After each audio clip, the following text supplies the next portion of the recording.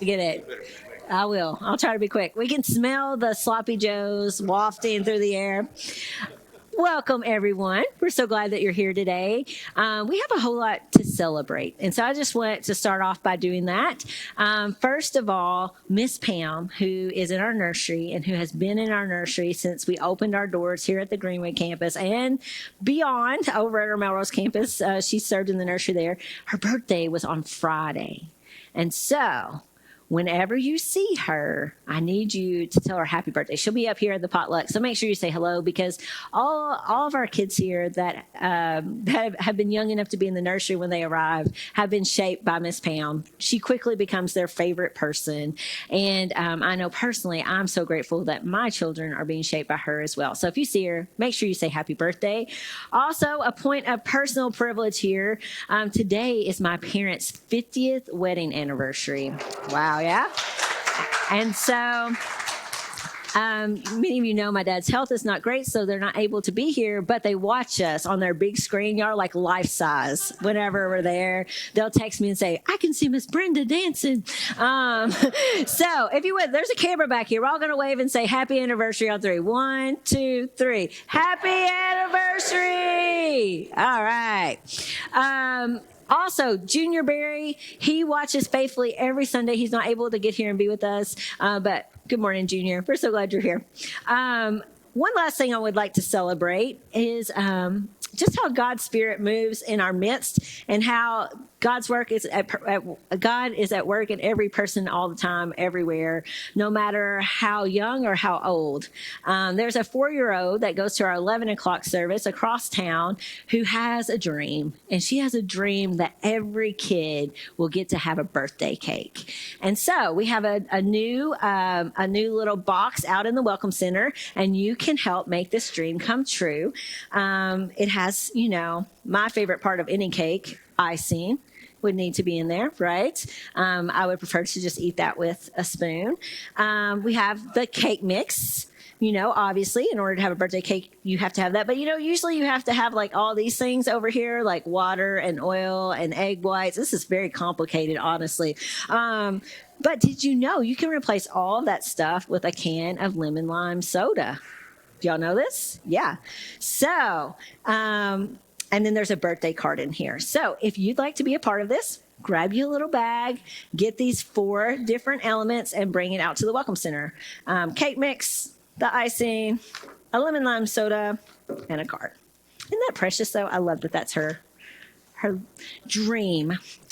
Okay, I think that's all the celebration I have right now. I might think of something later. We can definitely celebrate. We're about to have a potluck, right? That's going to be good. So I'll get to it. As we get started today, I want you to think about this question. What do you really need today? What do you really need? When was the last time someone asked you that question and you really sat with it? You really got curious. You took time and space to get down to the bottom of what you were needing in that moment. I'll be honest with you guys. Someone comes to me and says, Laura, what do you need? What's my answer going to be? I got it, right? A Diet Coke. Who said Diet Coke? That does always help. Yes. A Diet Coke and nothing else. I got this, I'm fine. Thanks. And then I move right along. Right. And I'd say that that's because many of us, all of us, have grown up in a culture that tends to really, really lift up this idea of being independent, of not really needing anyone or anything else. It's kind of a sign of weakness if you have to say, can you help me with this? Also, we have grown up in this culture where it's kind of viewed as maybe selfish to stop and take time for ourselves. We can't create time and space for us to take care of our needs. We got to take care of everybody else. Also, we tend to have this idea that we will get to our needs someday, right? It's whenever I hit this milestone, whenever I finish this project, whenever I get this position, whenever I just fill in the blank, then I will finally slow down and figure out what I'm needing in my life. But the problem is, whatever that milestone is, there's always another one that seems to follow. We never really slow down. Sometimes we might even begin to notice maybe I do need something. I'm feeling a little anxious. I'm feeling a little exhausted. I'm feeling overwhelmed. But whenever those feelings start coming up, we still have this tendency to think, you know what? I don't think that I even know how to start to get curious and figure it out. And so it makes me think about this social media trend. You've probably seen it, that I keep seeing floating around. And every time I see it, I'm always like, oh, why do they have to call me out like that? So let's take a look at this together. I'm just feeling really down these days, and I don't know why. Have you exercised today? No. Did you go outside? No. Did you talk to anyone? No. Did you eat well? No. Did you limit your scrolling time? No. Did you make any plans? No. Did you drink enough water? No. Did you get enough sleep? Oh, no. I have kids. I don't get to do that. Yeah. What a mystery. What a mystery, right? Not only do we have a tendency to just like try to ignore the fact that we have needs at all, whenever we do start to pay attention to our needs, we're not very good at identifying what they actually are, what it is we actually need, the things that will give us life. In fact, we tend to do the things that are the opposite of what we need in that moment, even though research and experience and science has told us that these are the things that would help us move forward, right? For example, and I will say I have done all these things. I'm not calling anyone else out, but maybe we feel lonely. Right? We're feeling that loneliness. And how do we react? By further isolating ourselves and wallowing in it, right? Instead of reaching out and connecting with others. Or maybe we're feeling really sluggish. And so we decide, well, I guess I'll just lay around on the couch. When we know good and well that if we get up and we actually move our bodies a little bit, that we will get those good endorphins and we're going to feel better to face our day. Or maybe we feel really hungry. And so we reach for that junk food, the Oreos, my personal favorite, and we're like, let me have a few of these, rather than taking the time to pick something that's actually going to nourish us. And then after we take those actions, we step back and we wonder, like, why am I in such a funk? What a mystery, right? We aren't always experts at getting in touch with what we really deeply need in life. We tend to reach for like momentary comfort instead of really getting down to the root of our hunger. What we see in today's scripture passage is that this is not a new thing, that human beings have always struggled with this, right? In today's passage, a crowd of people come to Jesus and they're asking for one thing when Jesus knows that they really deeply need something else. We're going to be looking at John chapter 6 yet again. So if you weren't here last week, or if you were here last week and a lot of life has happened between then and now, let me catch you back up, all right? Last week, where we left off is that Jesus has just fed 5,000 men, plus women and children, a fish stick and hush puppy feast, all right? And he's done that using 5 little loaves of bread and 2 measly fish. And not only has he fed them, but the people there, if you would have asked them on a scale from 1 to 10 how full they were when they finished, they were like at a 20 on that scale. They were so full, they could not take another bite. And so 12 basketfuls of leftovers have been gathered up. The people who were there, who received this meal, they are absolutely in awe of Jesus. They're like, who is this guy? We think we know who he is. We think that he is this new Moses, that he is this prophet that God promised us long ago that would come and give us liberation from our oppressors. And so right then and right there, the people are ready to crown Jesus king and march him straight to the throne. Like, this is the height of Jesus's popularity amongst the people. He literally has the people eating out of the palm of his hand. But Jesus didn't come to be a political or a military leader. He came to be the Savior of the world, the Savior of all people everywhere.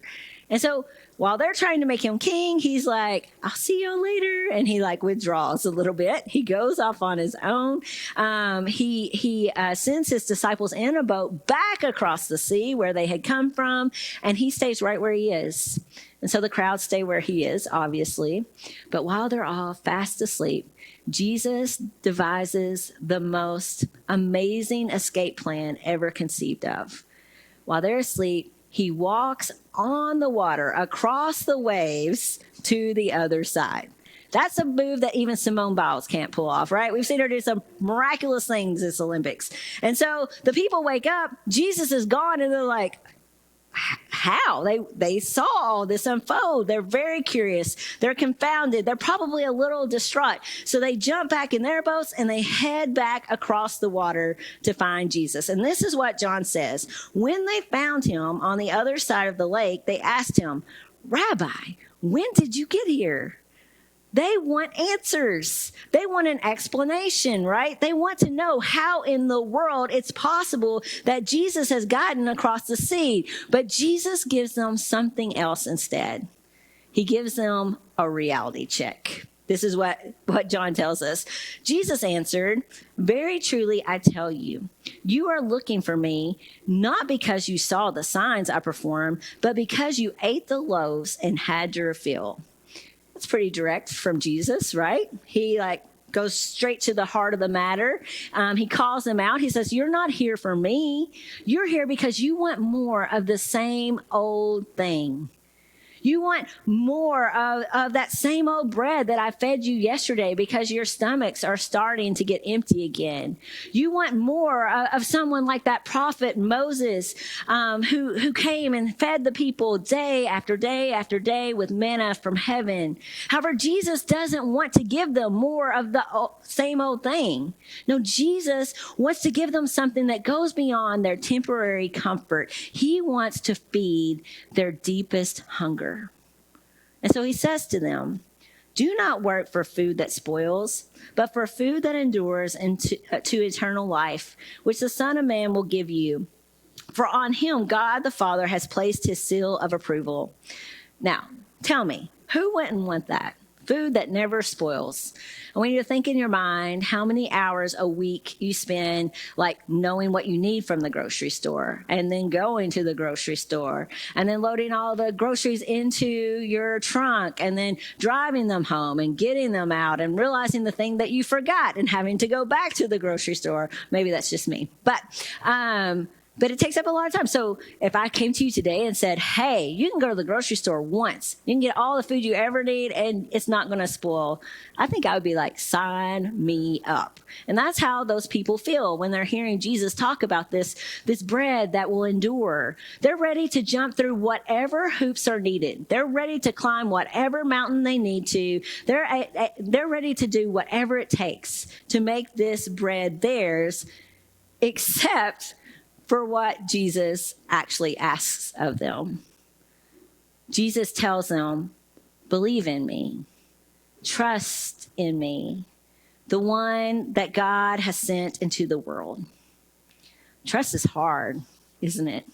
It takes a while for us to build trust with someone. And when that trust ever gets broken, it's hard for it to be regained. As human beings, we're a bit skittish to give up that trust. And so when I read what happens next in the story, I always want to be super critical of this group of people. Why don't you get it? But I think all of us probably would have felt the tension that they did in this moment. Because remember with me, okay?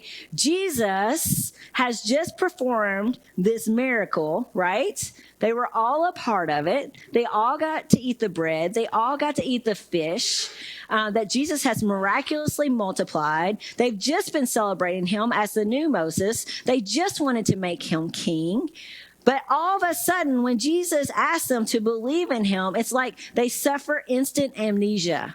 They don't remember anything that Jesus has done for them before that point. All they want to know is what are you going to do for us now?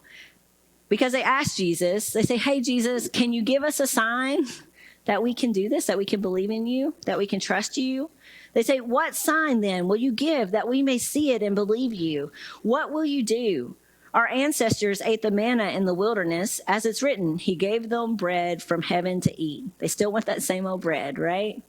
And all I can say is that Jesus is far more patient than me because I know how I would have responded to this situation. Maybe you're around children who say similar things to this, but my kids will come to me sometimes and say, "Mom, you never feed us." And I'm like, do you remember those pancakes I made you for breakfast? And do you remember that hamburger you ate for lunch? And do you remember all those goldfish that you snacked on all day long and that fruit that you ate when we were going out the door? And my voice rises a little bit more every time I remind them of something that I've already fed them. Like, what do you mean I never feed you? And so I could totally understand if that's how Jesus responded in this situation. However, Jesus is so much more gracious than me. And so he doesn't even bring up the sign that he's just performed right back across the water. He doesn't remind them how full their bellies had been when they'd eaten the fish and the bread. Instead, he just moves on and he tries to make it as clear as possible, to just lay it out there for them, to make it plain. He says to them, "I am the bread of life. I am." This is the name that God gave himself. Whenever Moses came, whenever they had their first encounter, and Moses like, "How am I supposed to tell people who you are? Like, give me a name." And God says, "I am," which kind of like begs for more, doesn't it? Like you hear that name, "I am," and you're like, "I am what?" Like, how do we fill in this blank? However, God, in all his fullness, he felt no need to further qualify himself. "I am" was enough because "I am" was a promise that God is who he is all the time, everywhere, for everyone. "I am" is a promise that he could be counted on to be faithful, that he will be all that we ever need, all our care, all our provision, all our protection. It was a promise that God's never ending, never giving up, always and forever presence would be with us. However, when Jesus came into the world, what he did is this "I am" that the people had known took on skin and flesh and bone and walked among us. And he took those promises and made them personal, right? He showed us what that faithfulness and that fullness looked like up close. And then he would describe himself. This is the first of all the "I am" statements in the book of John. But he would describe himself in all these different ways to help us grasp something more of who he is, to give us a way that it could be a little more tangible so we could wrap our arms around him. And so that's what he does with this statement, "I am the bread of life."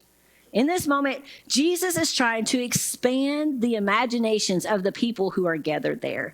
They had come in search of bread, right? Which indeed, we need bread, right? We need food to survive in life.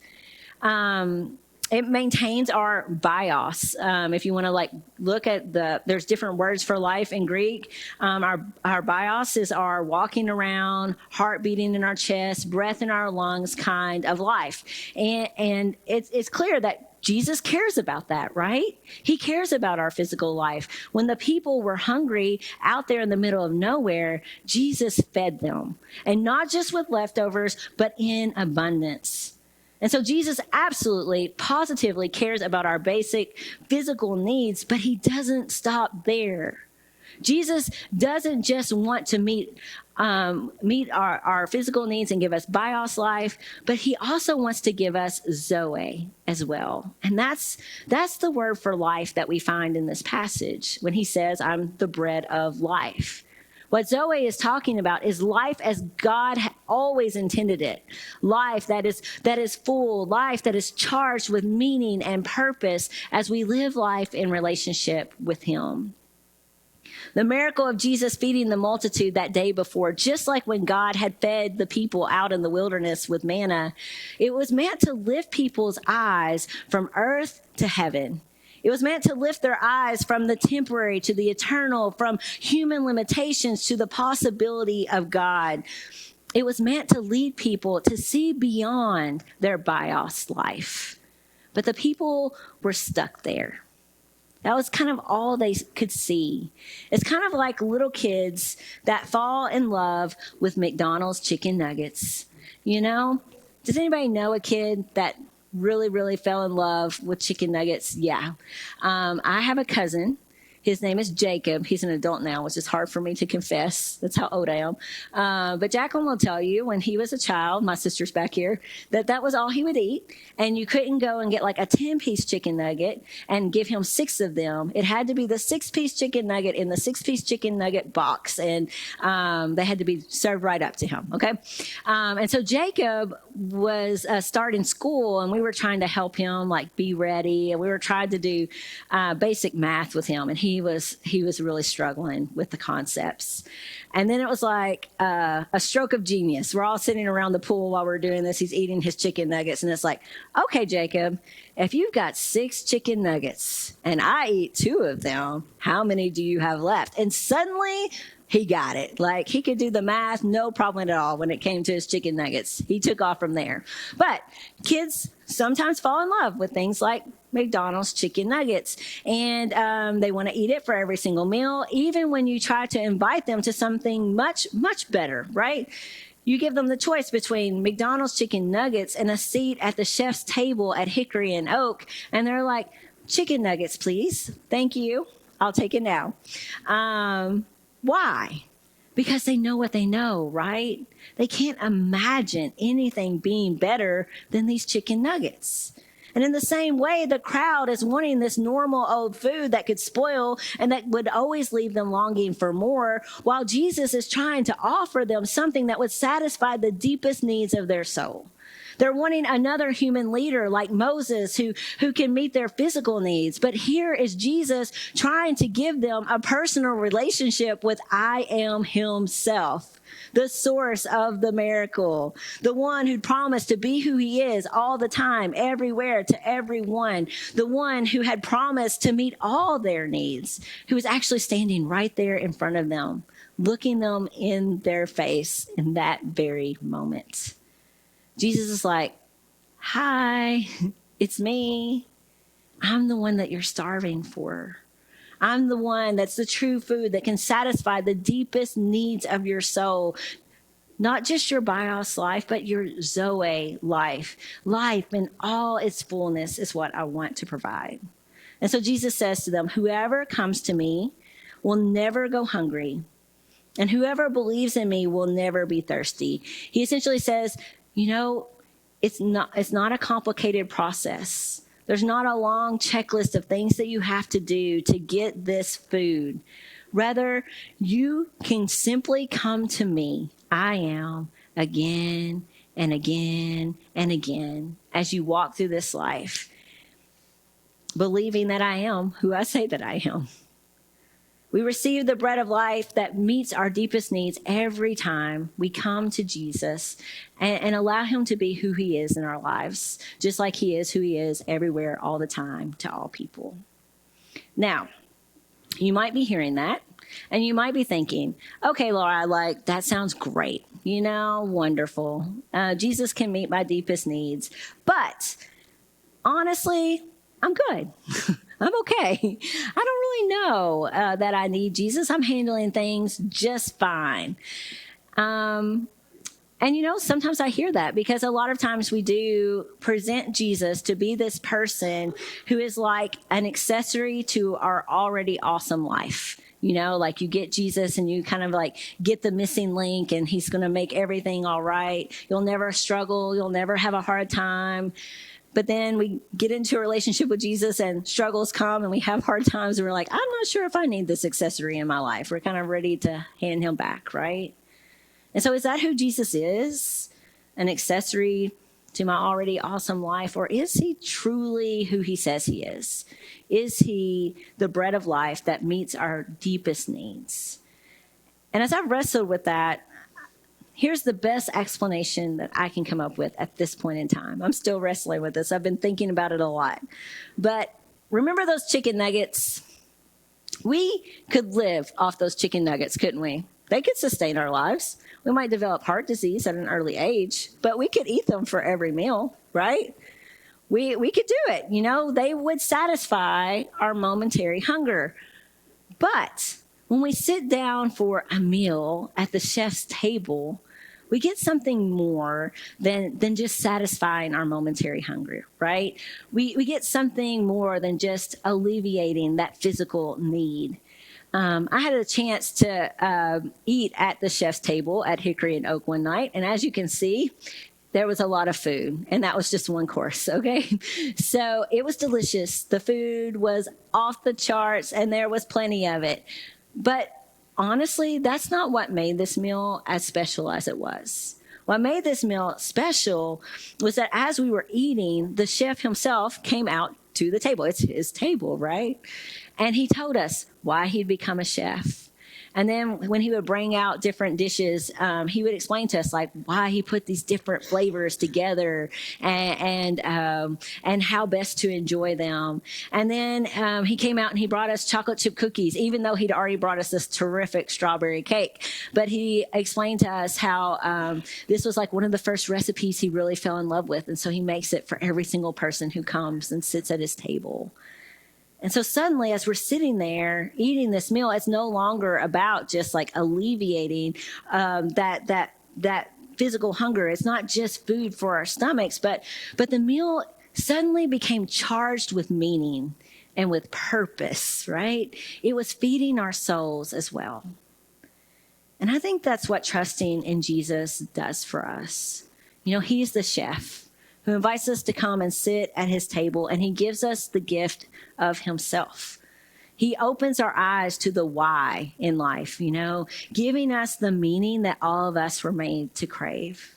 As we encounter Jesus, it's not just that he's meeting those basic needs, but that we suddenly begin to realize that he's the one who's actually provided for all the needs that we have in our life.